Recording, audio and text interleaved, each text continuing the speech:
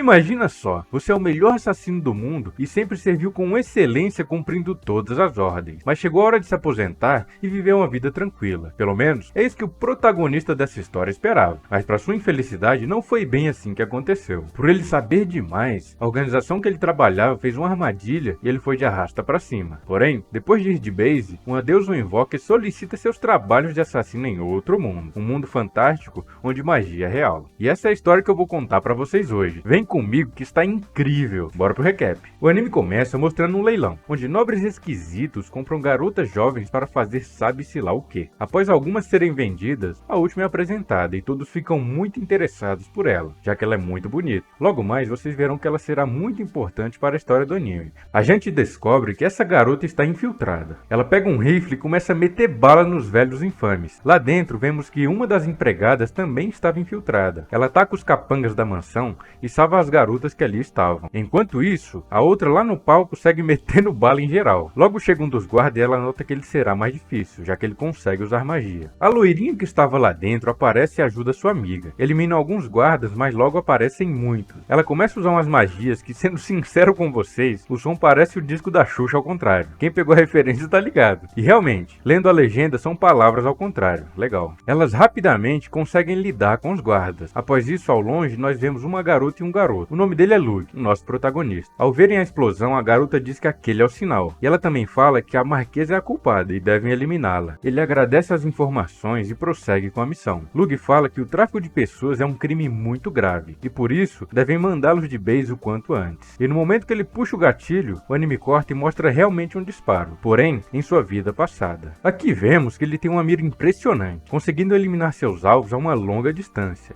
e acertando sem maiores dificuldades. Ele então elimina os alvos e diz que a missão terminou. A mulher que está com ele diz que ainda há membros da máfia vivos, mas ele fala que a missão era eliminar apenas aqueles que estavam na lista e que não fará nada além disso. Chama ela para ir embora e fala que a missão seguiu como planejado. Mais tarde ele nota que um drone que se assemelha muito ao MQ-1 dos Estados Unidos os observa. Olha aí, contando animes também é cultura. Eles começam a fugir e ele manda a mulher preparar sua arma, ao mesmo tempo que avistam vários veículos os seguindo. Logo eles são alcançados. Claro, eles estão numa Kombi, né? E logo ela é explodida. Mas não se preocupem, ele tinha um plano. Vamos voltar um pouquinho e vocês vão entender exatamente o que aconteceu. O cara fala que uma vez que o drone os vê, acabou, já que a câmera infravermelha dele pode ver o calor do motor. Ele fala para ela pendurar sua arma no teto e fala para prender um cabo no gatilho para mantê-lo puxado, fazendo assim com que a arma atire sozinha. Ele diz que os drones são equipados com câmeras excelentes, mas que possuem apenas uma delas. Fazendo isso, o drone irá perseguir o alvo óbvio, quem em teoria estaria atirando. Enquanto eles estão sendo perseguidos, eles deixam a arma atirando e saltam da Kombi. E complementa que assim que forem atacados, eles irão contra-atacar. E foi nesse momento que a combosa foi explodida, tadinho. Deixa aqui nos comentários o seu F pela Kombi, beleza? O plano funciona perfeitamente e por enquanto eles estão a salvo. Em seus pensamentos, ele já começa a desconfiar de quem mandou o drone não foi a máfia, e sim a organização. Daqui a pouco vocês descobrirão que essa desconfiança estava certa. A moça pergunta se eles já não deveriam começar a fugir. Ele fala que não, só vão se mover quando o sol nascer e o solo ficar com uma temperatura mais alta que os seus corpos, já que assim a câmera infravermelha do drone não o reconhecerão. Enquanto estão descansando, eles conversam e ele fala que sempre foi e sempre será uma ferramenta da organização. Ela pergunta se ele não tem emoções humanas e ele responde que ferramentas não precisam disso, já que elas atrasam a tomada de decisão e apenas atrapalham, mas diz que tudo isso irá acabar nesse último trabalho, já que ele está muito velho e irá se mudar para o Japão e se tornará instrutor de novos combatentes lá. No dia seguinte, ele chega em um lugar muito parecido com um bunker. Seu chefe o parabeniza pela missão e diz que agora vocês devem deixar o like e se inscrever aqui no canal. Peguei vocês desprevenidos igual no vídeo passado, né? Se inscreve aí! Na verdade, ele diz que agora ele deve descansar e aproveitar sua aposentadoria. Ele mostra os passaportes e os documentos necessários para ir para o Japão, e no dia seguinte ele pega seu voo para lá. Durante o voo, o avião é atacado, e ele vê no celular que noticiam que o voo que ele estava foi atacado. Ele fala com a mulher que o sequestro é uma mentira, que na verdade o alvo é ele. Ele sabe demais e não pode ficar vivo após encerrar seus trabalhos. Ele vai em direção à cabine e nota que o piloto e o copiloto estão caídos, e no para-brisa do avião, se é que é assim que chama, estão com marcas de tiro. Ele tenta assumir o controle do avião, mas à sua esquerda observa um caça voando paralelamente a ele. Em seus pensamentos, ele diz que sabia que um dia a vez dele ir de base chegaria, mas não esperava que fosse um caixão tão requintado. o caça dispara um míssil e o avião é explodido. E assim, sua antiga vida chega ao fim. Em seus últimos instantes, ele se pergunta o porquê disso, já que ele sempre deu tudo de si pela organização, e não entende nem um pouco o porquê dele ser traído por ela. Fala também que suas emoções que ele havia anulado, aparentemente em seus últimos momentos estão voltando. Após isso, ele acorda em um lugar esquisito, e à frente dele aparece uma deusa. Ela fala que apesar dele ser a melhor ferramenta do mundo, ele se permitiu ser morto de forma estúpida. Ela pede para ele explicar o que está acontecendo, e assim ela faz. Diz que invocou sua alma após ele ir de base, e que tem um trabalho para ele. Ele fala que não tem nada a perder, e diz que aceitará seu pedido. O seu pedido é um tanto quanto estranho. Diferente da maioria dos animes Isekai, onde o protagonista é reencarnado com a missão de derrotar o Rei Demônio, nesse aqui é um pouco diferente. A sua missão é eliminar o herói após ele derrotar o Rei Demônio, e ele tem um prazo de 18 anos para cumprir sua missão. Ele lembra que na sua vida passada não tinha emoções, e só serviu como uma ferramenta a vida toda. Ele decide que agora vai fazer diferente, vai ver sua vida do seu jeito. A deusa passa alguns conhecimentos sobre magia e como o novo mundo funciona, e também manda ele escolher 5 habilidades entre milhares de opções. Ele diz que tem que escolher bem, já que o herói tem 30 habilidades, e ele só terá 5 para competir com ele. Ele tem que escolher uma habilidade de cada rank, sendo eles S,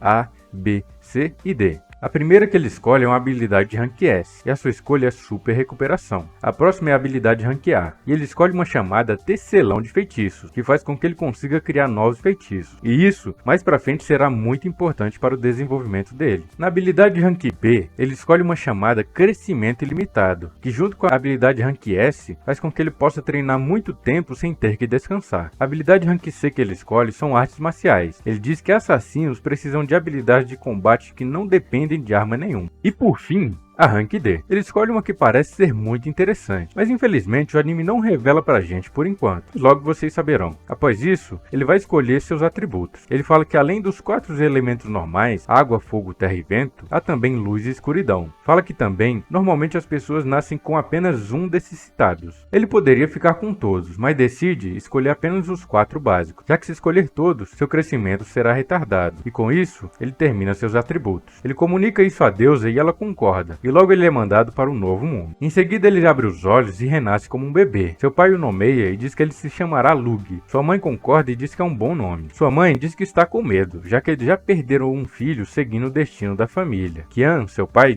promete que dessa vez não deixará isso se repetir e que protegerá ele de todos os perigos. Após isso temos um time skip e Lug agora já tem 7 anos. Ele está em uma floresta caçando para aprimorar suas habilidades. Enquanto pula de galho em galho parecendo Naruto, ele em seus pensamentos comenta que já tem 7 anos e porém não consegue usar magia nenhuma, e que para isso ele precisará de um tutor para ensinar. Após isso ele dá uma flechada certeira e abate o coelho. Em seguida ele volta para casa e começa a preparar sua comida. Ele não deixa sua mãe fazer, apesar dela pedir muito. Ele fala que precisa ele mesmo preparar sua comida para conseguir o máximo de nutrientes necessários para o seu corpo crescer forte e saudável. Logo depois ele termina e serve o cozido de coelho que todos elogiam e dizem estar muito bom. Seu pai fala que é muito bom mesmo e que nunca viu nada parecido. Enquanto eles comem, seu pai o chama e fala que após eles comerem é para ele ir para a sala de treinamento e que ele quer conferir umas paradas. Eles vão e chegando lá seu pai manda ele tirar a roupa. Mas calma, não é isso que vocês estão pensando, não teremos que chamar a polícia. Ele apenas quer conferir seus músculos e corpo para decidir qual será o seu próximo treinamento. Lug tira e seu pai o examina minuciosamente. Lug explica que uma vez por semana seu pai o examina e observa o desenvolvimento dos seus músculos para assim saber precisamente a próxima etapa do seu treinamento. Fala também que a família Tuahade são conhecidos como os maiores médicos do reino, mas que secretamente são assassinos que cumprem ordem da família real e secretamente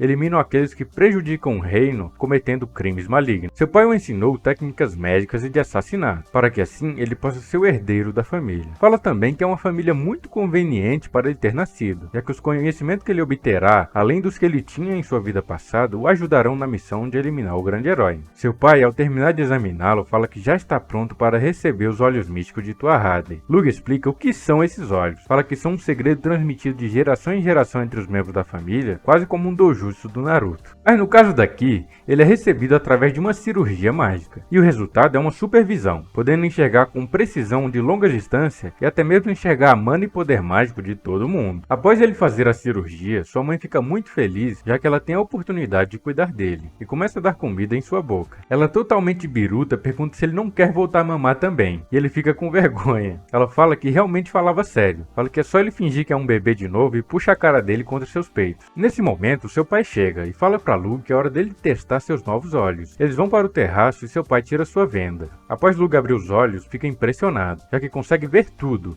até coisas que estão bem distantes. Seu pai fica aliviado e diz que a cirurgia foi um sucesso, e fala também que tem uma boa notícia para ele. Ele vai conseguir o que sempre sonhou, um professor de magia. Sua mãe, novamente com suas maluquices, fala que tem que ficar fofo para receber seu professor, e ela tem a brilhante ideia de vesti-lo como uma roupa de menina. O professor chega e Lug nota que é uma garota um pouco mais velha que ele, e ela pergunta se a garotinha que seria sua aprendiz. Fala também que achava que seria um garoto. Lug responde que ela está certa e que ele realmente é um garoto, e seu pai o ajuda dizendo que essas roupas são coisas da sua esposa maluca. Dia, a sua professora, diz que de qualquer forma acha Lug muito novo para estudar magia. O pai de Lug diz que está tudo bem, já que seu filho é um gênio. Ela olha para ele e percebe que ele estava pensando que ela era só uma garotinha. Ela fica um pouco brava e mostra um feitiço de fogo que faz uma grande explosão no céu, e diz que é uma das 5 magas mais fortes do mundo. Lug, ao ver isso, fica impressionado. Ela estende sua mão e dá uma pedra para Lug. Ele pergunta o que é. Ela responde que é uma pedra Fail. Ela pode ser usada para armazenar mana, e assim ela pode saber a quantidade de mana que ele possui. Ela manda ele tentar despejar toda a mana dele na esfera. Lug começa a fazer isso, e ela começa a brilhar. Dia fica impressionada, mas Lug fala que só está começando e que tem muito mais. Segue colocando mais mana, e a pedra começa a emitir um brilho muito forte. Dia fica impressionada com a quantidade, e tem medo da pedra não suportar tamanha quantidade de mana. Manda Lug arremessar o mais longe possível, já que provavelmente ela irá explodir. Lug joga, e assim como ela suspeitava, uma gigantesca explosão no céu acontece. O impacto traz um grande deslocamento de ar e até quebra os vidros das janelas de sua casa. Após a explosão, seu pai e sua mãe chegam e perguntam o que houve. Dia, temendo que eles ficassem bravos, fala que aquilo tudo foi culpa dela. Ela explica que estava apenas tentando medir a capacidade mágica de Lug. Ao perceberem que aquela incrível explosão foi causada por seu filho, eles ficam muito felizes. Sua mãe fala que seu primeiro feitiço foi maravilhoso. Seu pai fala que essa magia parece mais adequada para uma guerra e pede para Dia ensiná-lo magias mais úteis para assassinos. Depois disso, eles vão embora e Lug pede a Dia mais pedras daquela. Ela nega e diz que não pode dar mais, já que elas são objetos preciosos de sua terra natal, Vicone, e que por isso não podem dar a pessoas de outra região. No dia seguinte, eles vão para a beira de um lago e ela dá outra pedra para ele, mas dessa vez para descobrir seus atributos mágicos e quantos elementos ele tem afinidade. Primeiro ela mostra que ele tem afinidade com fogo, mas fala que talvez ele tenha afinidade dupla e tenta com água. Ela fica impressionada, já que pouquíssimas pessoas têm afinidade com 2 elementos. Lug fala para ela prosseguir com os outros, e ela fala que nunca viu ninguém com afinidade tripla, e mais impressionante ainda, já que ele deve ser o primeiro a ter afinidade com os 4 elementos. Ela começa a ensinar ele a usar mana, e na primeira vez ela o guia, mas logo manda ele tentar sozinho, e ele canaliza sua mana para a pedra. Depois disso, aparecem algumas letras esquisitas em sua mente. Dia fala que isso acontece porque ele aprendeu um feitiço, e fala que quando ele converte sua mana para algum elemento, ele aprende feitiço, algo como uma revelação divina. Fala também que quanto mais magia ele usar, mais feitiços ele irá receber. Em seguida, ela pede para ele imitá-la, e começa a falar com aquelas palavras ao contrário, e logo um pedaço de cobre aparece em sua mão. Lug tenta repetir e consegue facilmente, e novamente Dia fica surpresa, já que em sua primeira vez ele conseguiu. Isso é muito raro de acontecer. No dia seguinte, eles voltam a treinar. Dia fica animada e diz que ele aprende muito rápido. Lug pergunta se ele não pode usar o feitiço escrito por alguém em vez de usar as letras estranhas em sua mente. Dia fala que nunca tentou, mas escreve o encantamento do feitiço de ferro numa folha e ele tenta falar. O feitiço é realizado e ele nota que não precisa mais das tais revelações divinas em sua mente. Dia se pergunta por que ninguém nunca havia pensado nisso. Lug nota que os encantamentos dos feitiços de cobre e ferro são bem parecidos, mudando apenas algumas letras. Ele pede para Dia transcrever todos os feitiços que ela sabe. Ela diz que isso vai dar muito trabalho. Lug fala que é necessário, já que compreendendo como eles funcionam, eles podem criar os seus próprios feitiços. Ela se anima com a ideia e faz como ele pediu. Após Lug estudar um pouco, ele diz que descobriu como os metais funcionam, e que já descobriu como faz para criar ouro. Dia escreve e tenta entoar o encantamento, mas não dá muito certo. Ela parece levar um choque na cabeça e fica muito fraca. Luke então tenta usar o mesmo encantamento e, na sua vez, consegue facilmente realizá-lo. Ele entende o que aconteceu e explica que só foi possível graças à habilidade de tecelão de feitiços que ele escolheu quando reencarnou. Dia, ao ver ele conseguindo, fica muito eufórica e animada. Luke, em seus pensamentos, deduz que apenas quem tem a habilidade de tecelão de feitiços pode criar novos feitiços, mas imagina que depois dele criar, pode passar para as outras pessoas também usarem. Ele faz o teste e escreve o feitiço em um papel e manda Dia tentar. Ela tenta e também consegue, e novamente fica muito animada com isso. No dia seguinte, eles vão novamente para a beira do lago para testar alguns feitiços que ele criou. Ele usa um encantamento e do nada aparece uma espingarda da hora na mão dele. Ele consegue disparar projéteis usando magia de fogo dentro do cano do rifle. Depois disso, ele diz que quer tentar outra coisa. Do nada, invoca um canhão gigante e manda Dia tapar os ouvidos. Dispara e explode uma pequena ilha que ficava no meio do lago, gerando uma grande explosão. Dia pergunta o que raios ele estaria pretendendo acertar com aquilo, e diz que isso claramente é exagerado demais. Após escurecer, Luke conversa com Dia e diz que está muito grato por ela ensinar tudo sobre magia, e dá um presente para ela, uma pequena faca feita de titânio, e fala que aquilo é fruto dos ensinamentos e estudos que eles fizeram juntos. Dia fala que ele não deve agradecer, já que por sua causa ela descobriu que pode criar seus próprios feitiços e fica ansiosa. Fala que irá criar muitos outros e quando ele for visitá-la ele poderá colocar todos em prática. Ela também dá um presente a ele, uma pedra feio. Ele pergunta se está tudo bem, já que são tesouros do seu país. Ela diz que sim. No dia seguinte, Dia vai embora e se despede dizendo que com certeza irá voltar a vê-lo. Luke responde que irá esperar ansioso. Após ela ir embora, seu pai diz estar muito feliz com seu progresso e fala que agora ele está pronto para descobrir a verdade sobre sua família. Leva Luke para a prisão deles e fala que naquele momento ele terá que mandar alguém de base pela primeira vez. E isso será o seu teste. Ao chegar na cela, ele vê uma mulher. Seu teste é eliminar ela sem hesitar. Ela é uma criminosa que eliminou a sangue frio 2 velhinhos.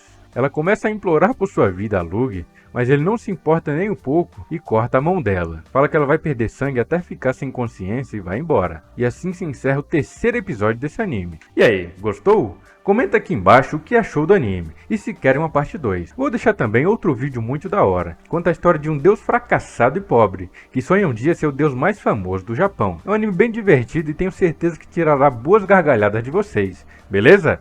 Fui!